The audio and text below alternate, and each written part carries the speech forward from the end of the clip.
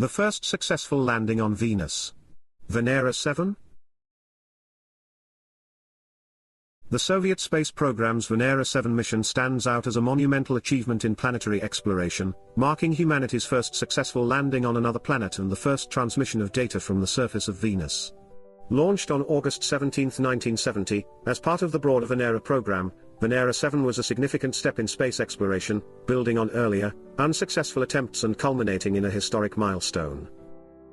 The Venera program, initiated by the Soviet Union, aimed at the exploration of Venus, Earth's neighboring planet and often referred to as its twin due to similar size and mass. However, Venus's extreme atmospheric conditions, including high surface temperatures and pressures, presented substantial challenges for landing missions. Before Venera 7, previous attempts in the Venera series had failed due to either launch failures or the harsh environment on Venus, which destroyed spacecraft before they could transmit useful data. The success of Venera 7 can be traced to lessons learned from earlier missions. Venera 4, for instance, had successfully transmitted data from Venus's atmosphere but failed to reach the surface intact. Its experience provided invaluable insights into Venus's hostile atmospheric conditions, which influenced the design of Venera 7.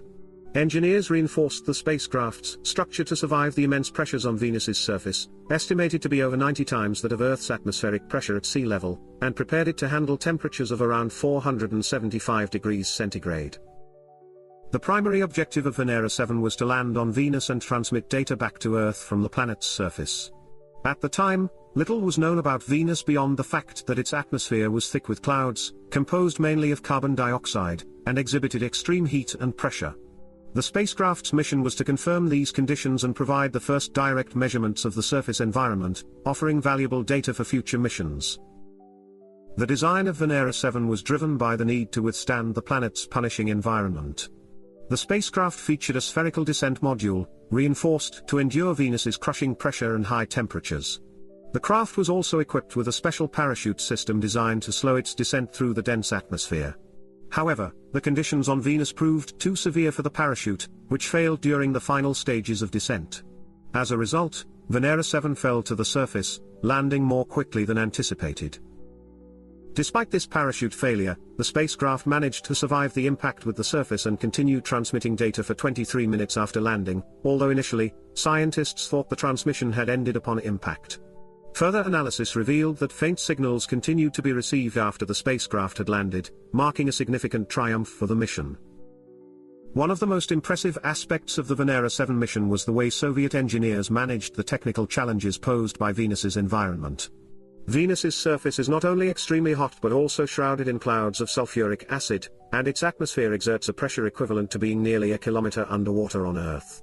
To address these challenges, the Venera 7 lander was encased in a pressurized shell and equipped with cooling systems designed to delay the inevitable overheating of the spacecraft. The mission's transmission system was also a critical factor in its success. Venera 7 was equipped with a low-frequency transmitter to send data back to Earth. After surviving the initial descent, the spacecraft's transmitter continued to send a weak signal, which was recorded by Earth-based receivers. Although the transmission was weaker than expected, the data it provided was invaluable in confirming the conditions on Venus's surface. The spacecraft's survival for 23 minutes on the surface represented a significant engineering triumph, as no other spacecraft had ever endured such extreme conditions.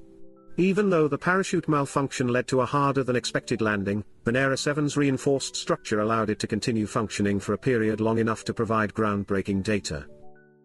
Venera 7 provided the first direct measurements of the surface of Venus, confirming what scientists had long suspected about the planet's harsh conditions. The spacecraft recorded surface temperatures of about 475 degrees centigrade, a crushing atmospheric pressure of 93 bar, and a predominantly carbon dioxide atmosphere with virtually no water vapor. This data not only validated earlier atmospheric models of Venus but also solidified the planet's reputation as one of the most inhospitable places in the solar system. The data transmitted by Venera 7 was relatively limited, as the spacecraft was only designed to send basic information about temperature and pressure. However, these measurements were groundbreaking in that they provided the first confirmed data from another planet's surface. The mission laid the groundwork for future exploration of Venus, influencing the design of subsequent Venera missions, which would go on to explore Venus's atmosphere and surface in even greater detail. Venera 7's success had a profound impact on planetary exploration, demonstrating the feasibility of landing spacecraft on other planets and transmitting data back to Earth. It also highlighted the technological challenges of exploring planets with hostile environments, leading to advancements in spacecraft design and engineering. The Soviet Union continued to build on the success of Venera 7 with subsequent missions in the Venera program. Venera 8, launched in 1972, further refined the landing technology and was able to transmit more detailed data about Venus's surface. The Venera program ultimately culminated in the Venera 13 and 14 missions, which not only survived longer on Venus's surface but also transmitted color images of the planet. Beyond the Venera program, Venera 7's success also inspired planetary exploration efforts by other nations. NASA's later missions to Mars and the outer planets benefited from the lessons learned during Venera 7's design and execution. The successful landing on Venus proved that with the right engineering solutions, it was possible to explore even the most extreme environments in the solar system. The legacy of Venera 7 is one of perseverance, innovation, and scientific discovery. At a time when space exploration was still in its infancy, the mission represented a bold step forward in humanity's quest to understand the solar system. By landing on Venus and transmitting data from its surface, Venera 7 opened the door to a new era of planetary exploration. Although Venera 7's data was limited compared to the sophisticated missions of today, its achievements were groundbreaking at the time. The mission not only confirmed the extreme conditions on Venus but also demonstrated the Soviet Union's capabilities in space exploration. Today, Venera 7 is remembered as a pioneering mission that laid the foundation for future explorations of Venus and other planets, and its success remains an inspiring example of human ingenuity in the face of seemingly insurmountable challenges.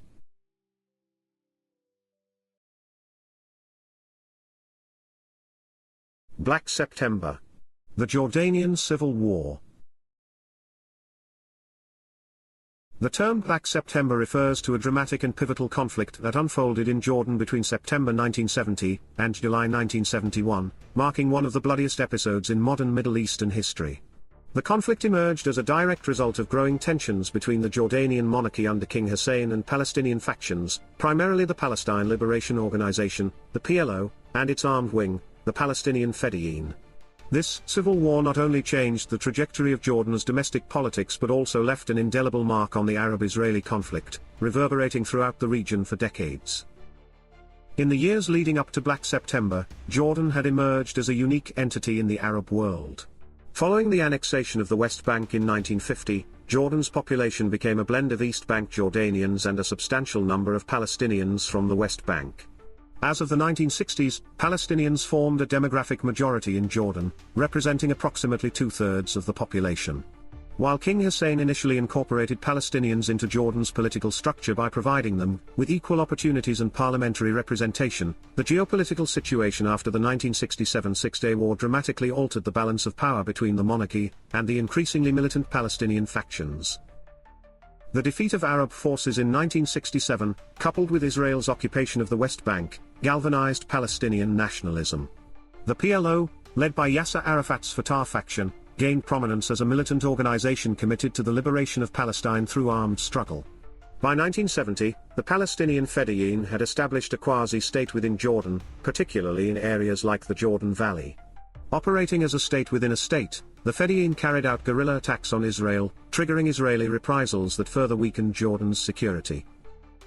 Tensions between King Hussein and the Palestinian militants grew throughout the late 1960s. The Jordanian government's tolerance of PLO activities eroded as the Palestinian factions increasingly defied the state's authority. In addition to their military activities against Israel, the Fedayeen also began to challenge the legitimacy of the monarchy. Public clashes between Palestinian militants and Jordanian security forces escalated, pushing the country toward a full-blown confrontation. The tipping point came in September 1970, when a faction of the Popular Front for the Liberation of Palestine, PFLP, carried out a dramatic series of hijackings known as the Dawson's Field hijackings. The PFLP militants hijacked 4 commercial airliners, 3 of which were forced to land at Dawson's Field, a remote airstrip in Jordan. The hostages were held for several days, and the planes were eventually blown up after negotiations. The hijackings were an audacious show of strength by the Palestinian militants, but they also deeply embarrassed King Hussein and his government. International pressure mounted on the Jordanian monarchy to assert control over the situation, and the event laid bare the extent to which the PLO and its affiliates had become a destabilizing force within Jordan. For King Hussein, it was clear that the Palestinian militancy had reached an intolerable level. On September 16, 1970, King Hussein declared martial law and ordered the Jordanian armed forces to take decisive action against the Palestinian factions. This marked the beginning of the 10-month conflict that would come to be known as Black September. The Jordanian military launched a brutal crackdown on the Palestinian bases in Amman, Irbid, and other urban centers, where the Fedayeen had entrenched themselves. Fierce fighting erupted between the Jordanian military and the Palestinian guerrillas, with both sides committing atrocities. The conflict quickly spread to various parts of the country, and even involved Syrian military intervention in support of the Palestinians. Syria, under the Ba'athist regime, briefly sent its forces to aid the PLO, but these were swiftly repelled by Jordanian forces. The Syrian involvement underscored the larger regional dimension of the conflict, as various Arab states were aligned either with the Palestinian cause or with Jordan. The Jordanian military campaign was marked by extensive use of artillery and airstrikes on Palestinian strongholds, including refugee camps that had become militarized by the Fedayeen. In Amman, large sections of the city were reduced to rubble as the army sought to eliminate Palestinian militias. The fighting was relentless, with civilian casualties mounting and thousands of Palestinians displaced. The international community, particularly the United States and Israel, closely monitored the developments in Jordan. For the US and Israel, the stability of the Jordanian monarchy was crucial. They viewed the Hashemite regime as a bulwark against the spread of Soviet influence in the region, as well as against radical Arab nationalism represented by groups like the PLO and their Arab backers. Despite maintaining a largely hands-off approach, the US did provide material support to the Jordanian military during the conflict, in the form of $10 million in aid and a request for another $30 million from Congress. Egypt, under President Jamal Abdel Nasser, played a more complex role. Nasser had long been a supporter of the Palestinian cause and sought to position himself as a leader of the Arab world. However, by 1970, his relationship with the PLO had become strained. Nasser sought to mediate an end to the conflict, and in September 1970, he brokered a ceasefire agreement between King Hussein and Yasser Arafat during an Arab League summit in Cairo. This ceasefire, however, proved short-lived as sporadic fighting continued throughout Jordan for several more months. By July 1971, the Jordanian military had decisively crushed the Palestinian factions, forcing the PLO and other groups to relocate their operations to Lebanon. Thousands of Palestinians were killed or displaced during the fighting, and the PLO leadership faced intense criticism from within the Palestinian community for its role in the debacle. The Jordanian victory also solidified King Hussein's grip on power, but it came at a steep cost in terms of human lives and regional relations. In the aftermath of the civil war, a radical faction of the PLO broke away to form the Black September Organization, BSO, named after the events of September 1970. The BSO was responsible for a series of high-profile attacks, most notably the assassination of Jordanian Prime Minister Wasfi Altal in 1971, and the infamous Munich massacre at the 1972 Olympic Games, where 11 Israeli athletes were taken hostage and killed. These actions marked a new phase in the Palestinian struggle, characterized by international terrorism and increased radicalization. Black September was a watershed moment in Middle Eastern history.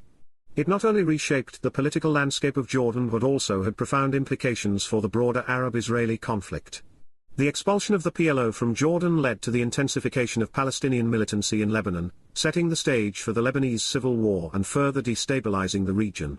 For Jordan, the civil war reaffirmed the authority of the Hashemite monarchy but deepened the divide between Jordanians and Palestinians, a legacy that continues to influence Jordan's domestic and foreign policies. King Hussein's survival during Black September showcased his resilience and political acumen, but it also highlighted the complexities of balancing Palestinian nationalism with Jordanian sovereignty. Ultimately, Black September serves as a stark reminder of the volatile interplay between national liberation movements and state sovereignty in the Middle East.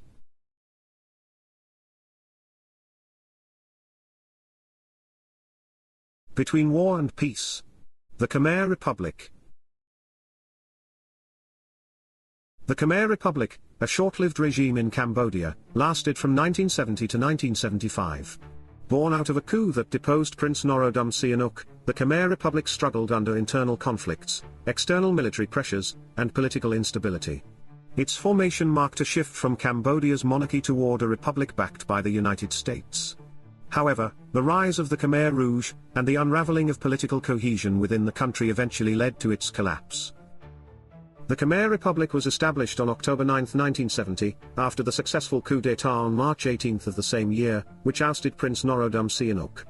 The coup was initiated by General Lon Nol, who served as Prime Minister at the time, and Prince Sisawoth Sirikh Matok. It was largely fueled by the dissatisfaction with Sihanouk's foreign policy, especially his tolerance of North Vietnamese forces using Cambodian territory during the Vietnam War.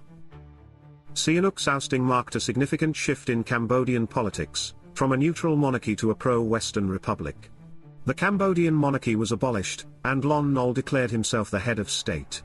A key factor leading to the coup was Cambodia's vulnerability due to the North Vietnamese presence, which the new government hoped to address through military action. However, this decision quickly embroiled the Khmer Republic in the broader conflicts of the Vietnam War, which would have severe consequences.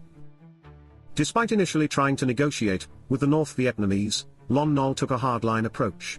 He closed the port of Sihanoukville, through which weapons were being smuggled to the Viet Cong, and issued an ultimatum demanding the withdrawal of North Vietnamese forces from Cambodia.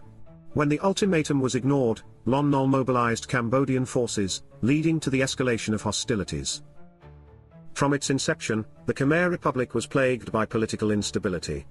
The coup that brought Lon Nol to power was not universally supported within Cambodia. After the coup, pro-Sihanouk demonstrations erupted across the country, some of which were violently suppressed by Lon Nol's forces. Additionally, the government faced internal divisions between Lon Nol and his deputy, Sirikh Matok.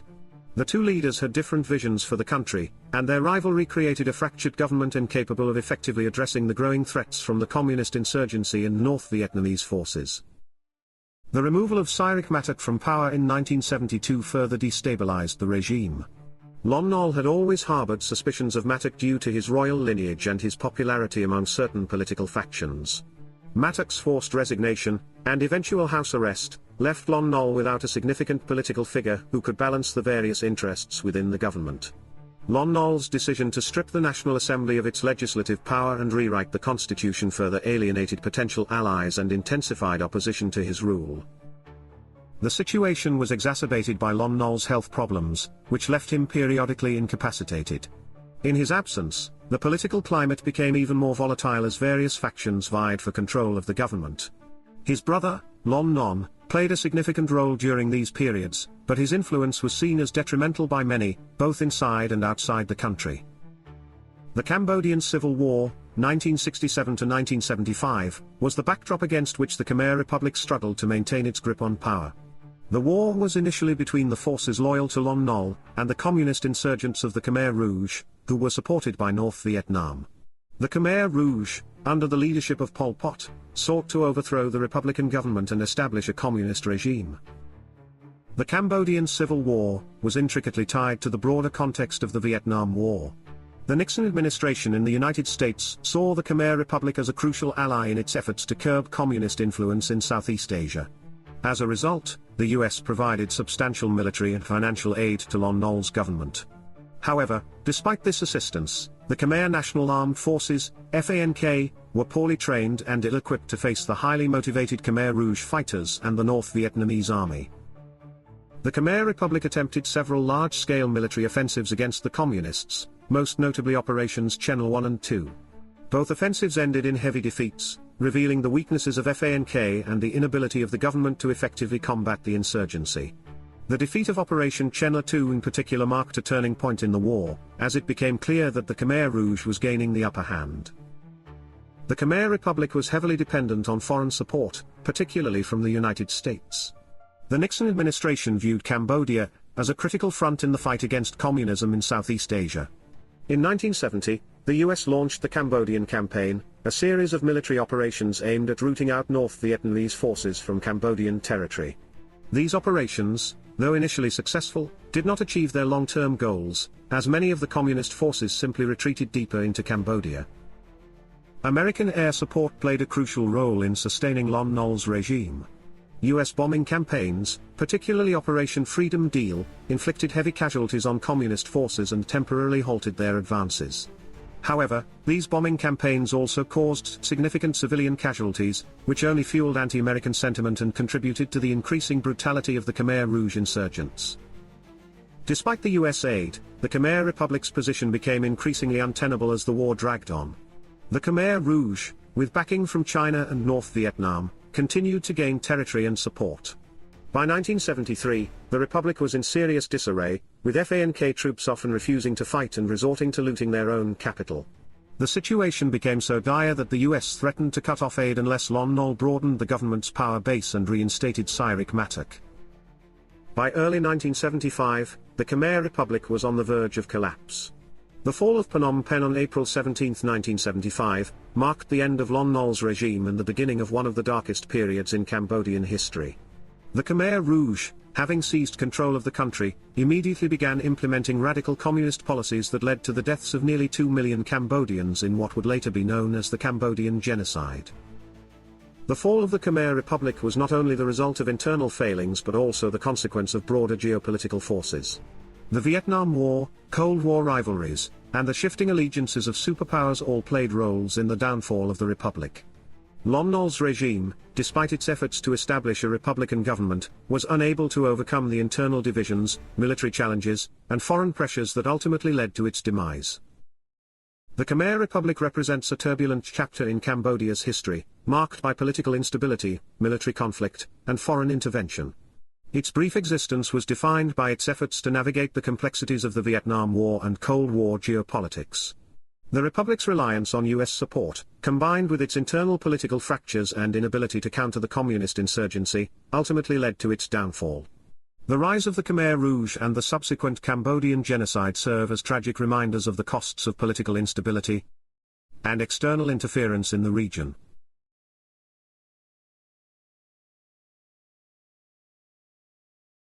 The price of power. The 1971 Ugandan coup d'état. On January 25, 1971, Uganda witnessed a pivotal moment in its history when President Milton Obote was overthrown in a military coup led by Major General Idi Amin. This coup marked the end of Obote's rule and the beginning of Idi Amin's 8-year dictatorship, a period defined by violence, repression, and political instability. The 1971 coup is significant not only for its immediate political consequences but also for its broader implications on Uganda's socio-political landscape, foreign relations, and military rule in Africa. The lead-up to the 1971 coup was characterized by growing dissatisfaction within Uganda, especially among the military. Milton Obote, who had been in power since Uganda's independence in 1962, faced mounting internal and external pressures. Obote's policies, including his attempts to centralize power and promote socialist-oriented economic reforms, created discontent among various sectors, particularly the military elite. In the late 1960s, Obote shifted Uganda's political trajectory through a series of controversial moves. In 1966, he suspended the constitution, deposed Uganda's first president, Sir Edward Mutsa II, and declared himself both the executive president and head of government. This marked the beginning of a centralized system where Obote sought to consolidate power. However, his socialist policies, including the nationalization of certain industries, alienated segments of the Ugandan business class and civil society, while his tight grip on political dissent angered many opposition figures. Obote's growing reliance on the military, especially Idi Amin, to suppress dissent further fueled tensions. Amin, a charismatic figure within the Ugandan military, had risen through the ranks rapidly under Obote's patronage. However, by the late 1960s, a rift began to emerge between Obote and Amin, particularly over allegations of financial misappropriation by Amin during Uganda's military involvement in Sudan's civil war. Moreover, as Obote attempted to restructure the military and reduce Amin's influence, he inadvertently sowed the seeds for his own downfall.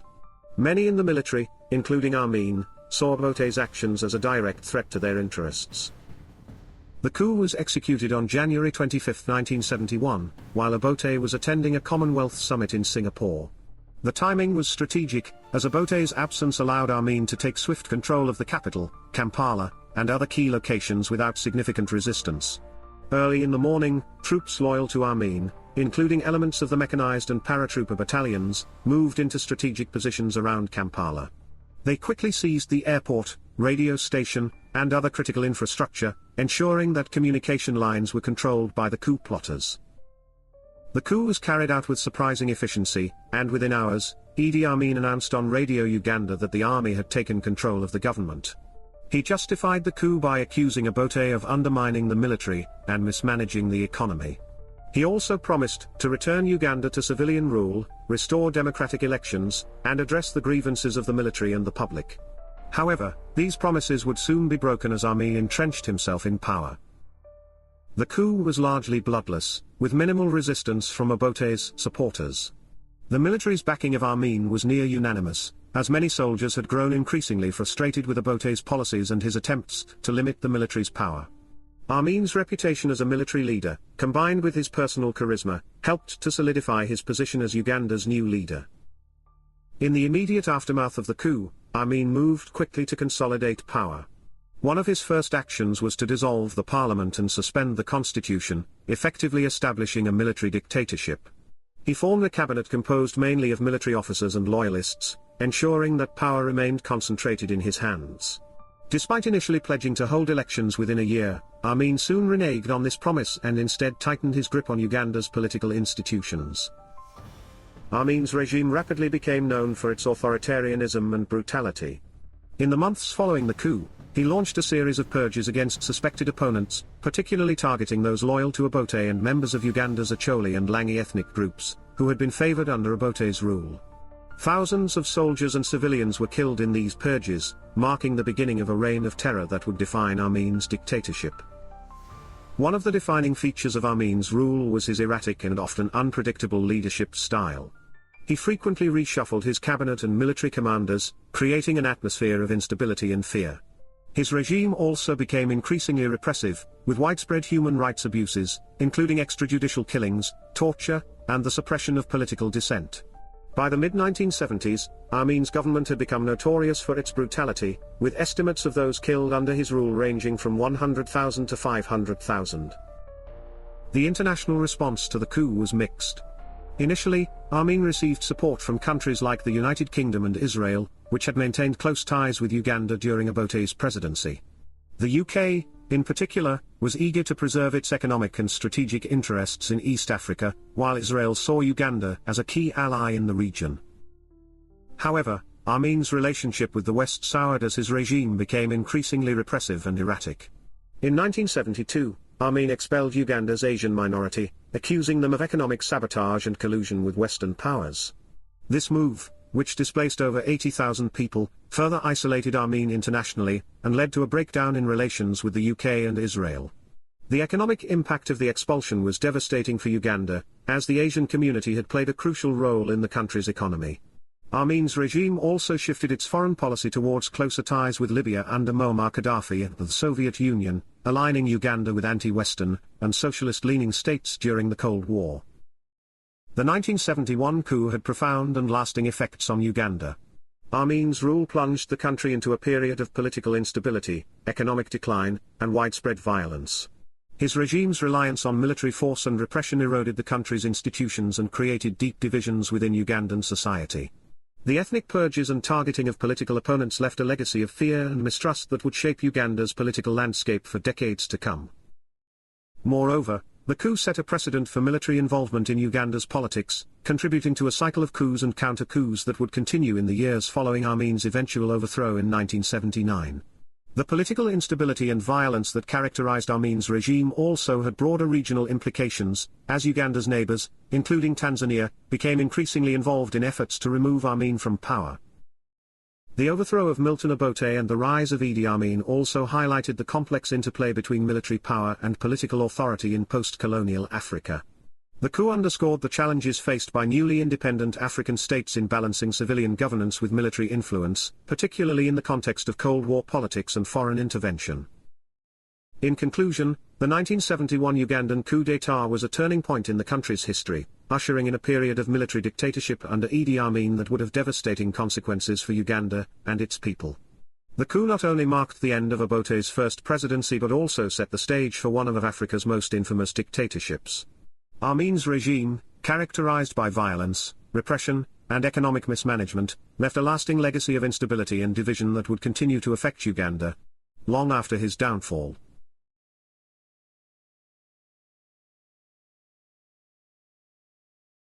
Blood and Betrayal. The Bangladesh Liberation War. The Bangladesh Liberation War, fought in 1971, remains one of the most significant conflicts in South Asian history. It culminated in the independence of Bangladesh, formerly East Pakistan, from Pakistan after a brutal 9-month war. The conflict was characterized by a combination of political tensions, military action, and widespread human rights abuses, including what many scholars describe as genocide. The war not only changed the geopolitical landscape of South Asia but also left a lasting impact on regional and international relations. The roots of the Bangladesh Liberation War can be traced to the creation of Pakistan in 1947, when British India was partitioned into two states, India and Pakistan. Pakistan was established as a homeland for Muslims, with two geographically and culturally distinct regions, East and West Pakistan. East Pakistan, although geographically separated by over 1,000 miles from West Pakistan, had a larger population. However, despite its demographic strength, East Pakistan was politically and economically marginalized by the central government, which was dominated by elites from West Pakistan. The relationship between the two wings of Pakistan was fraught with tension, exacerbated by cultural and linguistic differences. The people of East Pakistan, who predominantly spoke Bengali, felt increasingly alienated as Urdu was imposed as the national language. This linguistic imposition sparked widespread protests in East Pakistan, which culminated in the language movement of 1952. Economic disparity further fueled the sense of disenfranchisement among the people of East Pakistan. The region, despite producing a significant portion of Pakistan's export earnings through its jute industry, received a disproportionately small share of state resources and development funds. Over time, these economic grievances became intertwined with political demands for greater autonomy. In the 1970 general elections, the political divide between East and West Pakistan became starkly evident. The Awami League, led by Sheikh Mujibur Rahman, won a landslide victory in East Pakistan, securing an absolute majority in the national parliament. The Awami League's platform was based on its six-point movement, which called for greater autonomy for East Pakistan, including control over foreign exchange earnings, taxation, and military affairs. Despite the Awami League's democratic mandate, the central government, led by President Yahya Khan, refused to transfer power to Sheikh Mujib, leading to a political deadlock. The situation reached a breaking point in March 1971, when negotiations between the central government and the Awami League collapsed. On the night of March 25, 1971, the Pakistani military launched Operation Searchlight, a brutal crackdown on political activists, students, and ordinary citizens in Dhaka, the capital of East Pakistan. The operation aimed to crush the growing independence movement and suppress any resistance to the central government. Operation Searchlight marked the beginning of one of the darkest chapters in the history of the subcontinent. The Pakistani military's actions, which included widespread killings, rapes, and the destruction of property, shocked the world. Estimates of the death toll vary widely, with some sources suggesting that hundreds of thousands to millions of people were killed during the war. The military crackdown also triggered a mass exodus of refugees, with millions fleeing to neighboring India to escape the violence. In response to the atrocities committed by the Pakistani military, the people of East Pakistan rose in rebellion. On March 26, 1971, Sheikh Mujibur Rahman declared the independence of Bangladesh, and the Mukti Bahini, or Liberation Army, was formed to fight against the Pakistani forces. The Mukti Bahini, initially composed of Bengali soldiers who had defected from the Pakistani army, was later joined by volunteers from various walks of life. India played a critical role in the Bangladesh Liberation War, both diplomatically and militarily. As the conflict intensified, millions of Bengali refugees poured into India, putting immense pressure on the Indian economy and infrastructure. Indian Prime Minister Indira Gandhi sought to garner international support for the cause of Bangladeshi independence, and to highlight the humanitarian crisis unfolding in East Pakistan.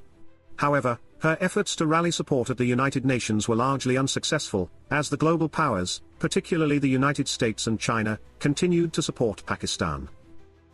Faced with the growing refugee crisis, and the escalating violence in East Pakistan, India decided to intervene militarily in December 1971. The Indian military, in collaboration with the Mukti Bahini, launched a full-scale invasion of East Pakistan. The war lasted only a few weeks, with Indian forces quickly overwhelming the Pakistani military. On December 16, 1971, the Pakistani military surrendered in Dhaka, marking the end of the war and the birth of Bangladesh as an independent nation. The international response to the Bangladesh Liberation War was complex and often contradictory. While India and the Soviet Union supported the cause of Bangladeshi independence, the United States, under President Richard Nixon, maintained its support for Pakistan, a key Cold War ally. The US administration's backing of Pakistan, despite evidence of mass atrocities, remains a contentious issue in the history of the conflict. The Nixon administration's reluctance to condemn the actions of the Pakistani military was driven by geopolitical considerations, particularly the desire to maintain strong ties with Pakistan as a counterbalance to Soviet influence in the region. The Bangladesh Liberation War was not only a military conflict but also a humanitarian catastrophe. The Pakistani military's actions during the war have been widely described as genocide. Human rights organizations and scholars have documented the systematic targeting of intellectuals, political activists, and members of the Hindu minority, who were singled out for persecution by the Pakistani military. The mass rapes committed by Pakistani soldiers during the war left a deep scar on the social fabric of the newly formed nation.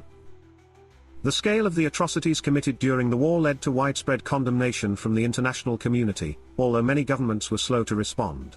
The events of 1971 continue to be a source of trauma for the people of Bangladesh, and efforts to seek justice for the victims of the war have been ongoing.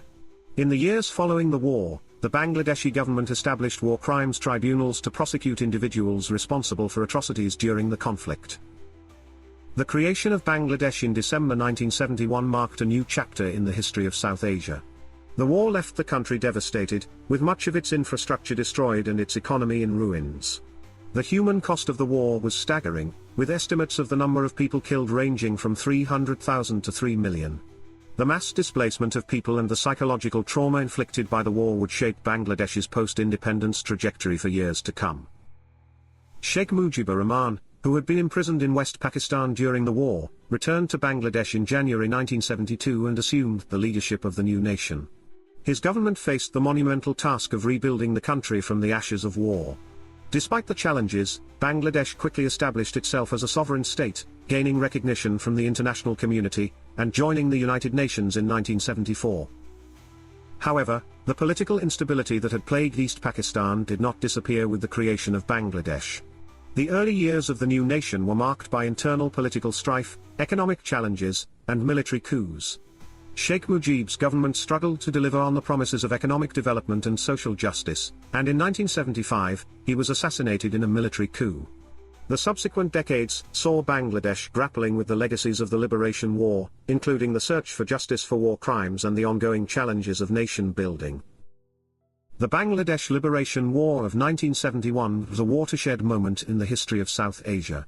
It was a war for self-determination, rooted in decades of political, economic, and cultural disenfranchisement. The war not only led to the creation of a new nation but also highlighted the complex interplay of domestic and international politics in the post-colonial world. The atrocities committed during the war, the humanitarian crisis that ensued, and the international responses to the conflict continue to shape the historical narrative of Bangladesh and its relations with the wider world. Today, Bangladesh stands as a testament to the resilience of its people, who fought against overwhelming odds to achieve their independence and forge a new path for their nation.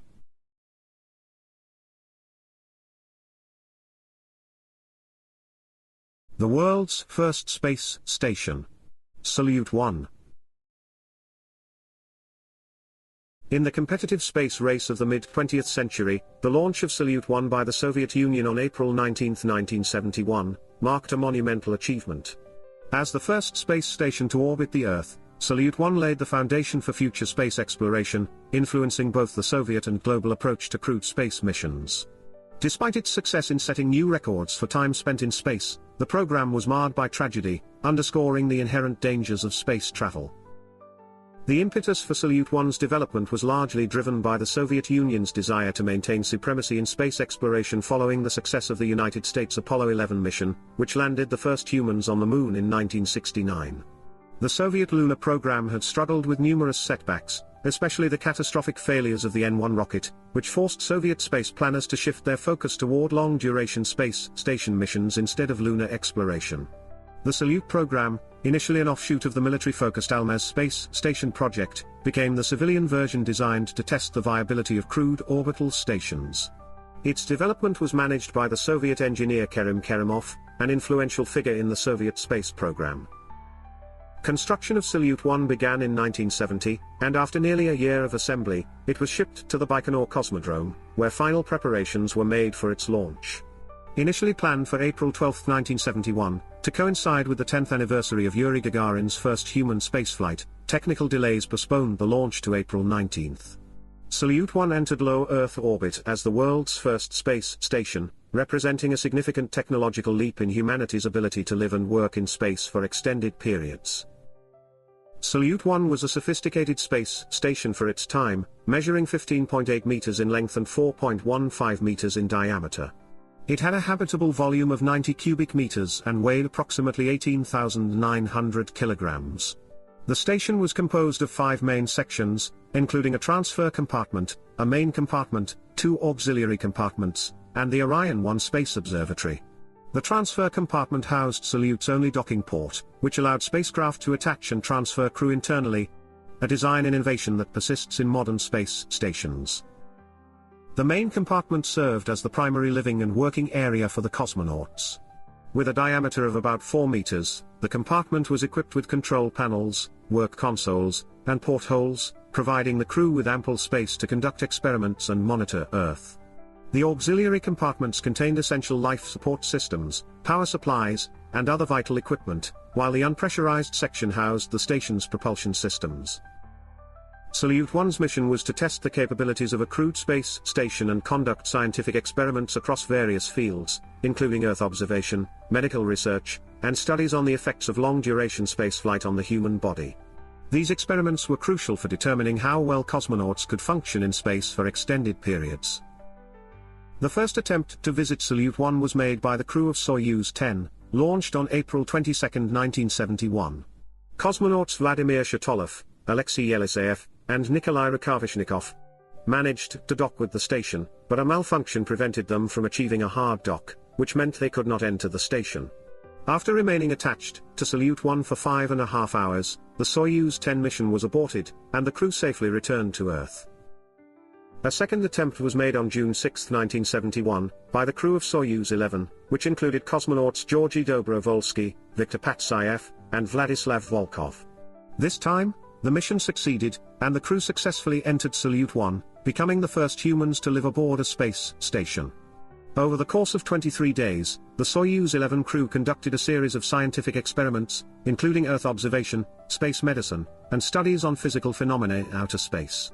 The mission set a new record for the longest time humans had spent in space, proving that extended spaceflights were feasible.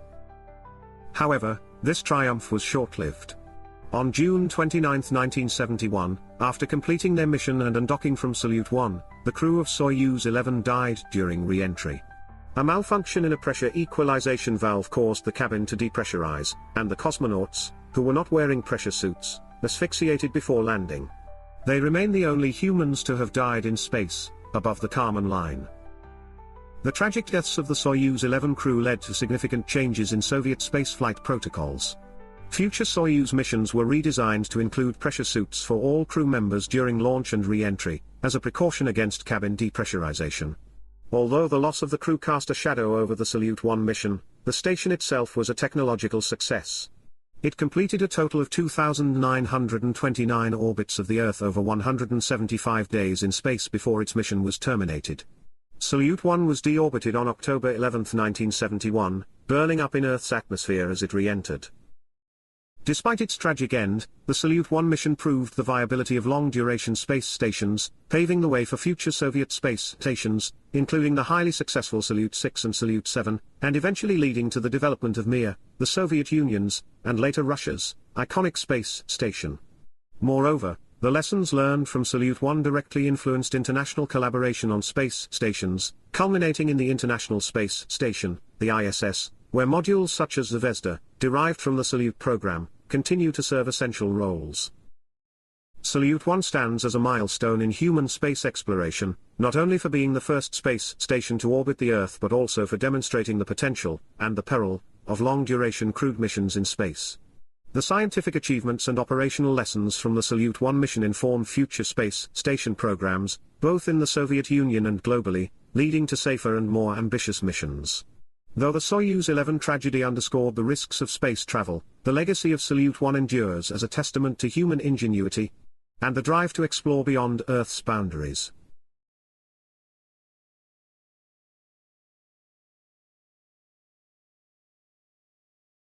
In the next and final chapter, we will cover the corrective revolution in Egypt, as well as the Mariner 9 and Mars 3 probes, Bloody Sunday in Northern Ireland, and the launch of NASA's Skylab. Please like and subscribe. Please.